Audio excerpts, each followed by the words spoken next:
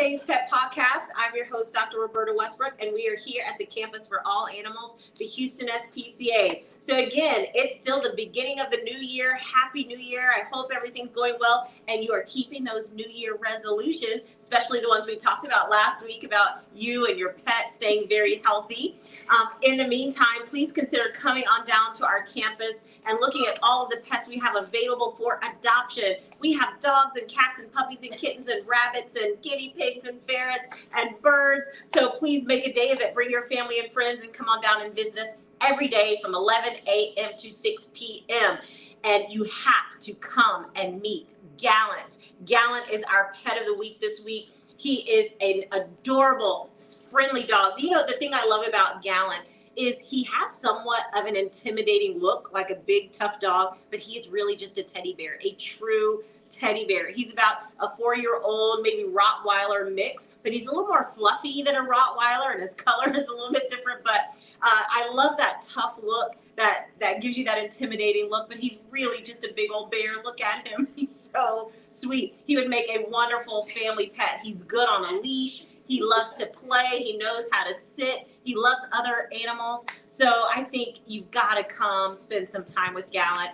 Wonderful, wonderful pet. And we have lots of dogs just like Galant looking for their forever home. So when you get a chance, please come on down this weekend and visit us here at the Adoption Center and see if you can find a pet that can be part of your family forever.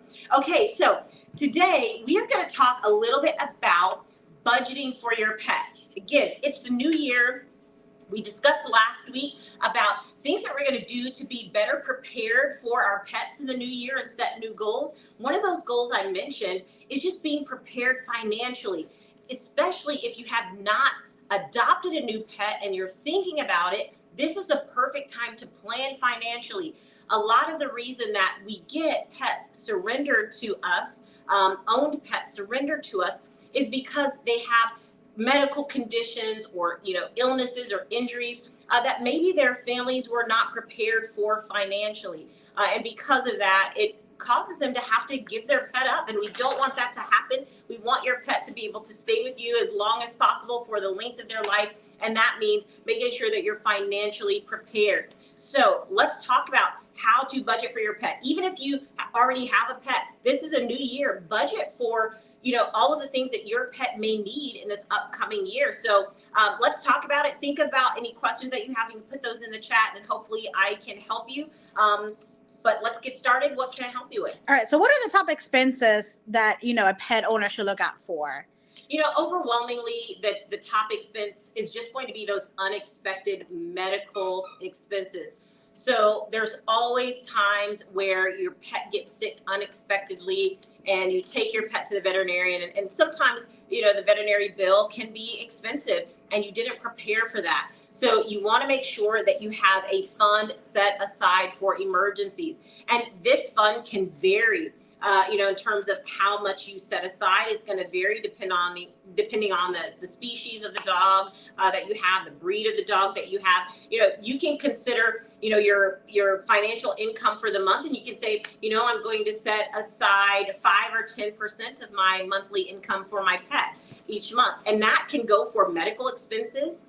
That can go for boarding, for grooming, for anything that your pet needs. And even if you don't use it that month, you can save it for a rainy day or a time where there's an unexpected expense. So maybe 5 to 10% of your monthly expenses could be something to set aside. If you can't do 5%, do 3%, whatever you feel like you can spare to contribute to your pet's health care each month. And then when people have talked about pet insurance, so how does that really work? Yeah, so pet insurance, we hope that pet insurance becomes more popular in the future. It's really starting to take hold and people are learning more about pet insurance and how it can benefit them. The way pet insurance works is very much like it works in the human field. So you have to first do your research. There are going to be many companies that offer pet insurance policies. You will pay a monthly premium based on the services that you want your pet insurance to cover. So each pet insurance company and plan is different. Do you want the pet insurance to cover just wellness costs? Do you want it to cover emergencies? Do you want your pet insurance plan to cover any costs that you incur if your pet gets lost? There's lots of options that you have that your insurance plan can cover. So you just want to do the research and first figure out, what do you want your insurance to cover? Based on that, you will have to pay a premium associated with those services. Then, if and when your pet gets sick and you go to the veterinarian, one of two things will happen. Sometimes you will pay the full bill up front, and then you will submit a claim to your insurance company, and you will get reimbursed for those services that are part of your plan. And other times, you will just pay the deductible that you have agreed to based on your insurance plan, and then the insurance company will pay the remainder of the veterinary bill. So it's going to depend on the company and the plan that you choose and what services you offer. But pet insurance is a wonderful way to save costs and to help you be prepared for those routine medical visits and emergency visits. And a lot of people are going to say, my pet is very healthy right now. I don't need insurance right now. I'll just wait till later on till something happens. But then it might be too late. Yes, it might be too late. It might be too expensive. And so it's better just to have that money set aside and have a contingency plan, an emergency plan, or pet insurance, because you don't want to get yourself caught in a situation where your pet needs immediate care and you don't have a way to provide financially for that immediate care. We want your pet to be able to get the care that he or she needs right away. And a lot of times they don't cover, if they already have an issue that later on we find out about. Yes, certainly. So you also want to make sure that you look at the insurance plan, because sometimes if your pet does have pre-existing conditions, those may or may not be covered by the pet insurance company. So again, that's something to look for. Does the pet insurance company cover pre-existing conditions or not? And that can help you decide whether that plan is best for you and your pet. And I've gone to my local veterinarian clinic, and they usually have a vet discount plan brochure. How does that differ from an insurance? Yeah, so the veterinary discount plan, oftentimes that's just within a particular veterinary hospital. They may say, we will make and agree on a payment plan for you for your pet. That is just going to be you working directly with your veterinarian and your veterinary clinic, where they may set up a payment plan for you. That could be, paying a particular amount every month or, every week, and they can work directly with you. And sometimes that's good because there's no interest involved and you're working directly with the company. And so certainly some veterinary clinics do that. And again, that's just compared to the insurance plan where you're working with a network and you're potentially having to pay up front and then get reimbursed, or at least pay a portion up front and wait for the claim to go through for the insurance company to pay again. Now, there are other similar discount plans available. So, there's pet insurance. Then each individual animal clinic may set up a payment plan directly with you on terms that you agree with. And then there's another category in the middle where there are credit companies that can give you credit temporarily. So those might be companies like Scratch Pay or Care Credit. These are companies where you can apply for a line of credit that you can put your pet's medical care on this line of credit and then pay that company back. There usually is interest associated with that. So it could be a little bit more expensive depending on what's going on with your pet, but that's another option. And then thinking ahead, what are some preventative care that we can focus on now that will help us out in the long run? Yes, it's always preventive. Whatever you can do to prevent illnesses from happening is the best. So making sure that you take your pet to the veterinarian regularly, stay current on vaccinations, give heartworm prevention every month, give flea and tick prevention every month, keep your pet on a good diet, keep them safe. Keep them on a leash, keep them inside your yard to prevent, accidents like being hit by a car. So it really is prevention, and that's going to save you the most money. Now, for some of those preventive measures and for some of that basic care, there are some veterinary clinics that are what we call low-cost veterinary clinics or affordable veterinary clinics. These veterinary clinics will often provide basic pet care at a reduced cost. So your exam fee, for example, to make an appointment to have your pet have an exam may be at a reduced cost. Sometimes the vaccines are at a reduced cost. And oftentimes these clinics may only provide that routine basic care and you still have to go to another or separate veterinary hospital for advanced care, sometimes for blood work or for extensive surgery. Sometimes you may have to go to another veterinary hospital. But if you're interested in low cost or affordable veterinary clinics, you can Google it. There will be a list of clinics that comes up. Look at their website or call them and see what services they offer, because you may as well take advantage of those lower cost services if that's what you need for your pet. And we did have someone on Facebook ask, you mentioned teeth cleaning as preventative care. How often should they go get their teeth cleaned? Yes, preventive care is huge. And one of the things that you can do is, it depends on the breed that you have and how severe the dental disease is already. Typically, for the average pet, we say once a year. Just like we go get our teeth cleaned once a year, go get your pet's teeth cleaned professionally once a year. They're going to do all the scaling and the polishing and the fluoride treatment. They're going to get underneath the gum line and get all that bacteria out. Because once your pet's teeth become infected and need to be extracted, the cost will go up significantly. I mean, we could be talking $1,000, $2,000 for tooth extractions. So a good way to prevent that extra cost is preventive maintenance. And somebody else asked about heartworm prevention. That can get somewhat expensive. Are there different options to consider for that? Yes, there are certainly different options. So heartworm prevention is a medication that you give your pet most often every month. And what it does is when you give your pet that medication, it prevents them from getting heartworm disease, which is transmitted through mosquito bites. So it's very common disease here in Texas and in all the southern states, but really it's been found in all 50 states. And it can be expensive. Once your pet contracts heartworm disease, the treatment is not only physically very hard on your pet, but it's very expensive as well. Now, heartworm prevention is given again every month, and there's lots of options. Sometimes the heartworm prevention is an oral tablet. Sometimes it's a topical liquid that you put on the skin between the shoulder blades. So not only are there different methods for administering this prevention, but there are also different types of medication that can do more than just prevent heartworms. So there are some medications that not only will prevent heartworms, but they can prevent intestinal parasites and fleas. And there are some products out there that are kind of all in one, where you can prevent heartworms, prevent fleas, prevent ticks, prevent intestinal parasites. So heartworm prevention can be as little as $2 a month, depending on the weight of your dog. But if you want to choose a product that does more for your pet, then sometimes that can be about $20 a month, depending on the size of your pet.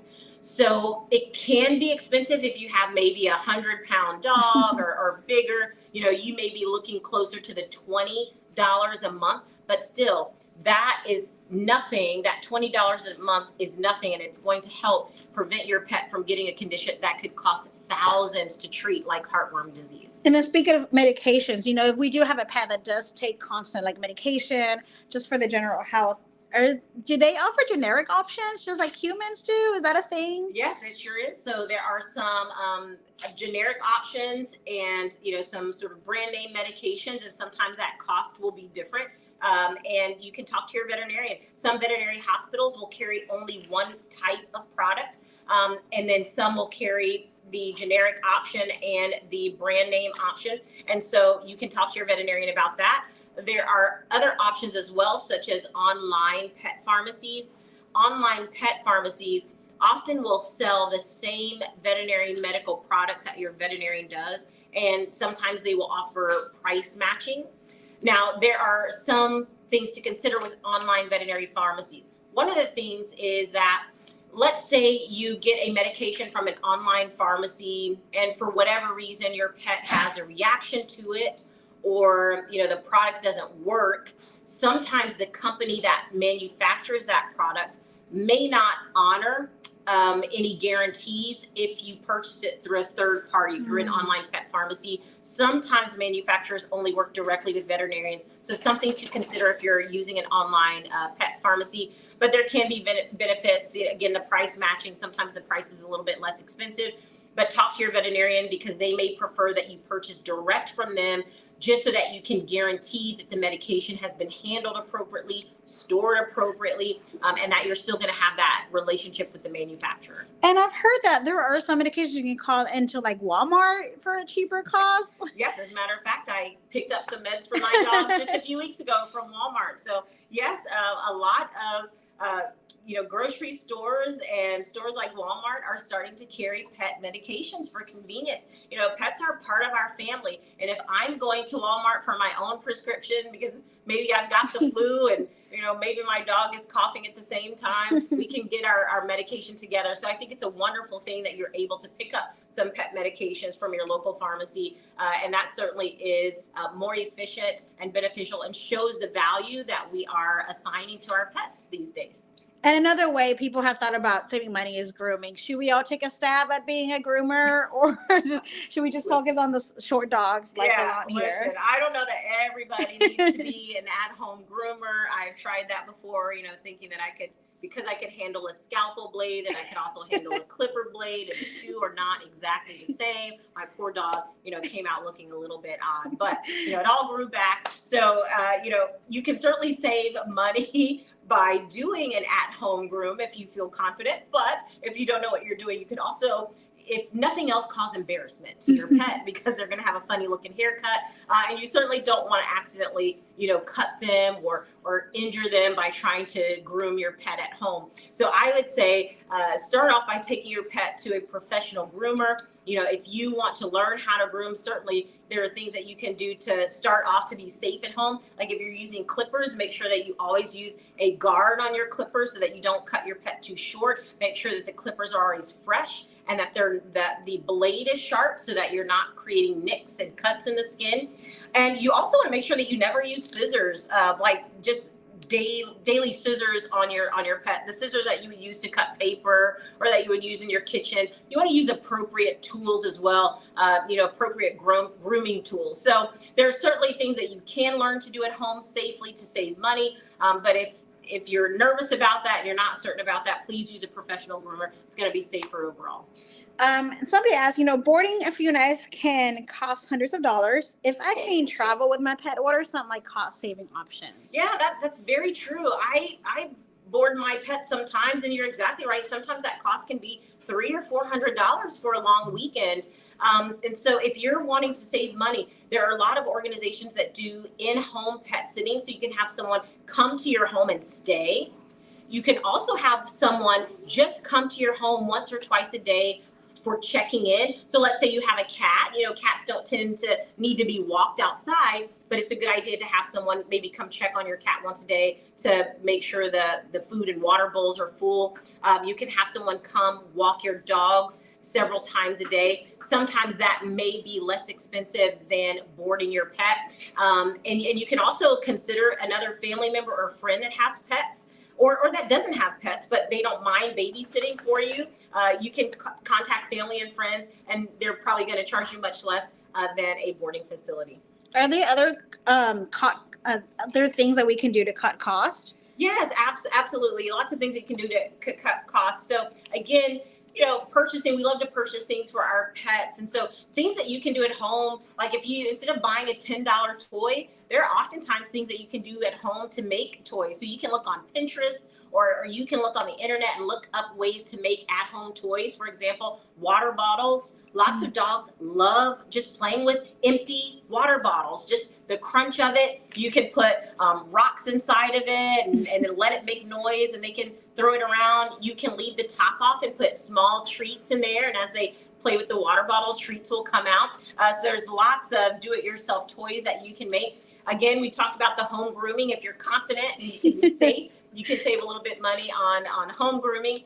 And then, pet sitting versus boarding, those are some ways that you can save money. And then finally, when you're talking about acquiring a pet for your family, considering adopting a pet is another way to save money on all of those things that I spoke about before.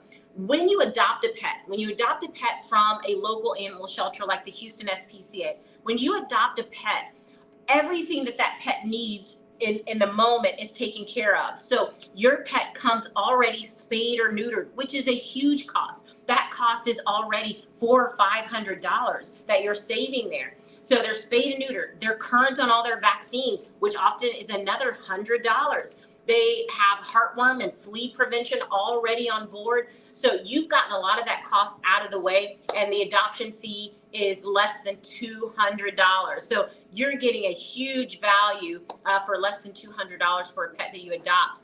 Now, that adoption fee tends to be more expensive if you're purchasing a pet from a breeder. Sometimes or a purebred pet, those adoption fees tend to be higher. You could be looking at $1,000, $2,000, depending on the breed. So consider what you need for your family, for your life. Is it better to adopt a pet, or do you really need to have a purebred dog, depending on your lifestyle and what you want the pet to do? So, there's another thing that you can do. Like, let's say that you are not quite prepared financially after having this long discussion about that you may not be quite prepared financially to have a pet for yourself, but you love animals and you want them in your life. Something that you can do that will help you fill that need and to help the animals in the community is to consider being a foster parent. So what a good compromise, right? In terms of saving money, doing good for yourself, and doing good for another animal is becoming a foster parent.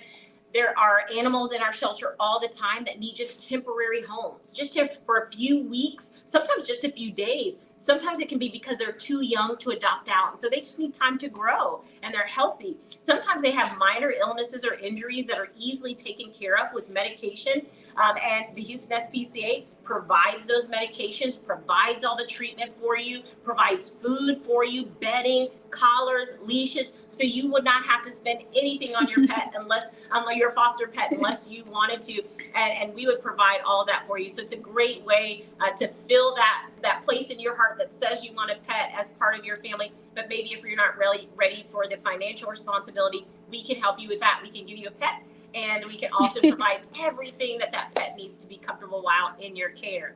So we thank you for joining us again. Talking about pet budgeting and preparing for your pet is just really another thing that you can do this year to make sure that you and your pets stay healthy and happy throughout the year and for life. So please continue to join us every Friday, and hopefully we can continue to give you tips and tricks for your pets. And please come on down and visit Galant. Look how handsome he is. It just doesn't get cuter than that or more handsome than that. He is a very sweet dog, and he's as soft as he looks. He is very, very soft, so he's perfect for cuddling. So again, thank you. Come on down and visit us, and we will see you next week here at the Houston SPCA. I'm your host, Dr. Westbrook.